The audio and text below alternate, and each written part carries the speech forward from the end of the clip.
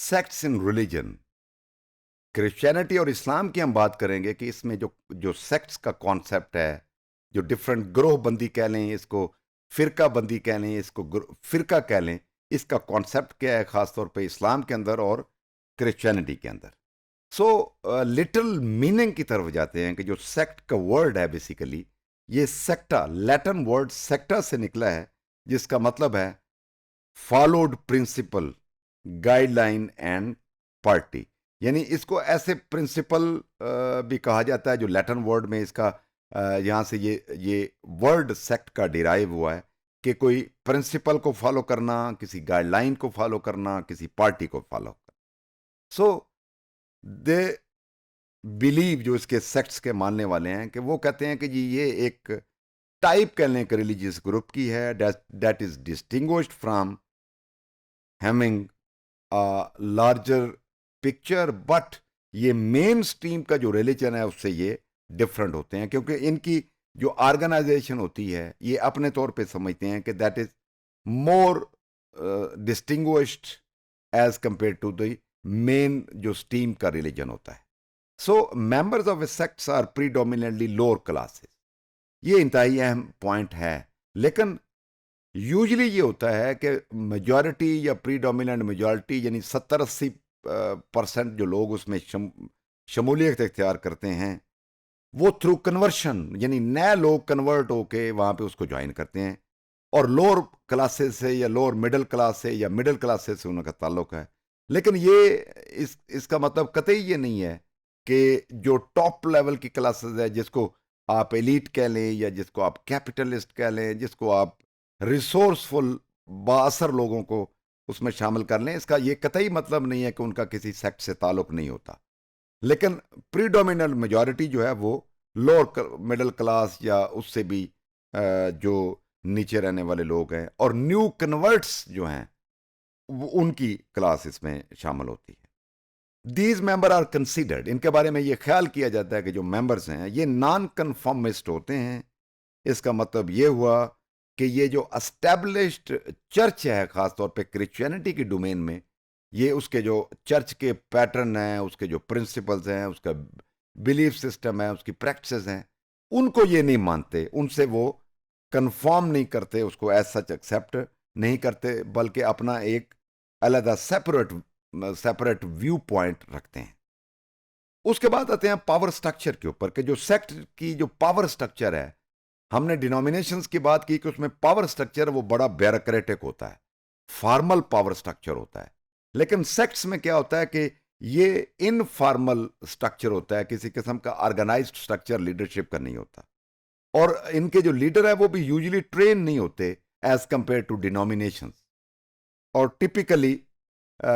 इसके जो लीडरशिप आगे आती है सरफेस के ऊपर, वो भी ज़्यादा उन मेंबर्स के ऊपर जो ज्वाइन करते हैं उसको, फिर इतनी जो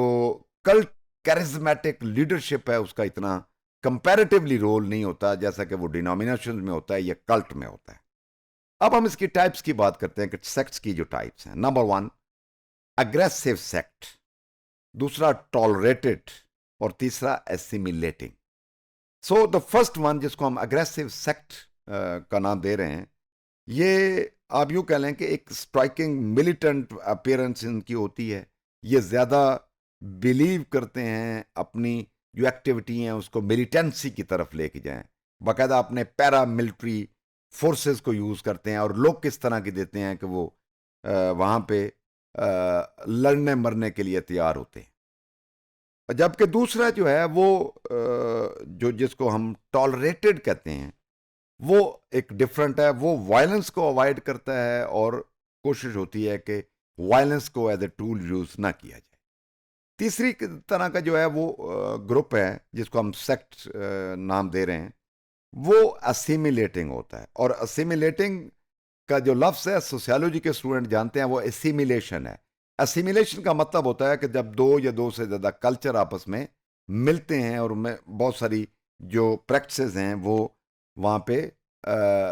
डिफ्यूज़ होती हैं, नई प्रैक्टिसेस जन्म लेती हैं, और वो अफ़ाम तफ़हीम वाली जो सिचुएशन है उसको वो फॉलो करते हैं। अब हम सेक्ट्स के ऊपर डिफरेंट डेफिनेशन है, जैसे स्टार्क और इसमें जो मैन ब्रिज है वो कहते हैं कि जी sects offer promising other worldly benefits to their suffering for economic and ethical जो कंसिडरेशंस या डेप्रिवेशंस होती हैं उसको, उनका ख्याल ये है कि सेक्ट इसलिए बनते हैं कि सेक्ट्स प्रॉमिस करते हैं कोई ना कोई दुनियावी फ़वाद लोगों को, और ख़ास तौर पे जो डिप्राइव्ड हैं, जो मार्जिनलाइज्ड कम्युनिटी हैं, उनकी इकोनॉमिक सफरिंग को या और उनको एथिकल इश्यूज को ये ज़्यादा कंसोल करने की कोशिश करते हैं उनको वर्ल्डली बेनिफिट के साथ। इस तरह जो मॉर्मन्स हैं वो कहते हैं जी कि ख़ास तौर पे इसमें कि जो मेन स्ट्रीम का जो क्रिश्चियनिटी के बिलीव्स हैं उनसे ये अलहदा ले जाते हैं इसमें उसको डिफरेंट तरीक़ों से। वो उसका ये भी ख्याल है कि मॉर्मन्स का ये भी बिलीव है कि जो बाइबल के व्यूज़ हैं एज वेल एज अदर जो बुक्स ऑफ स्क्रिप्चर है उसके हवाले से, वो उसमें इनको जो सेक्ट्स हैं वो अपने आप को अलहदा करते हुए नजर आते हैं। उनका कहना यह है कि रिटर्निंग टू गॉड, के खुदा की तरफ मतवज्जो होना और उसकी तरफ जाना और वो रजू करना, requires the example of Christ and accepting his atonement through ordinance such as baptism. यानी बैप्टिज्म में पूरा क्रिश्चियनिटी के अंदर एक सेक्ट है जो बिलीव करता है उनके कि क्राइस्ट ने जिस तरह अपनी जान दी और अपना खुदा के साथ लिंक उसने अपना मजबूत किया अपनी जान दे के, तो इस तरह उसको एक्सेप्ट करना चाहिए और उसको फॉलो करना चाहिए। So any group of people in nutshell जिसमें कॉमन लीडरशिप होती है, सेट ऑफ ओपिनियंस होते हैं, इनके अपना फिलोसॉफिकल डॉक्ट्राइन होता है, पॉलिटिकल इनके प्रिंसिपल्स होते हैं, एटसेट्रा। अब हम बात करते हैं पर्टिकुलरली पाकिस्तान के अंदर भी डिफरेंट रिलीजियस ग्रुप्स हैं जिनको ग्रुप कह सकते हैं, but they are not the sects. वो अपने रिलीजन के बेस के ऊपर उनको मिनॉरिटी कह लें, उनको रिलीजियस ग्रुप कह लें, जो कि अपनी वैल्यू सिस्टम है, अपना बिलीफ सिस्टम है। उसमें अहमदीज हैं, क्रिश्चियंस हैं, हिंदूज हैं, कलाशा हैं, पारसीज हैं और सिख हैं। तो ये सारे नॉन मुस्लिम हैं, ये मिनॉरिटीज हैं बुनियादी तौर पे, जो अपने रिलीजन के मुताबिक जो है वो अपना वैल्यू सिस्टम रखते हैं। और सेक्टेरियन बेस के ऊपर टू मेजर जो ग्रुप्स हैं, यानी एक डिवाइड है मेजर पाकिस्तान के अंदर, वो सुन्नी सेक्ट है और दूसरा शिया सेक्ट है। और शिया के आगे भी और सुन्नी सेक्ट के आगे भी फिर उनकी आगे छोटे छोटे ग्रुप्स कह लें जो उनसे भी मेन जो शिया या मेन सुन्नी जो उनका है उससे भी वो डिफर करते हैं। तो आगे भी इनकी सब डिवीजन्स हैं पाकिस्तान के अंदर।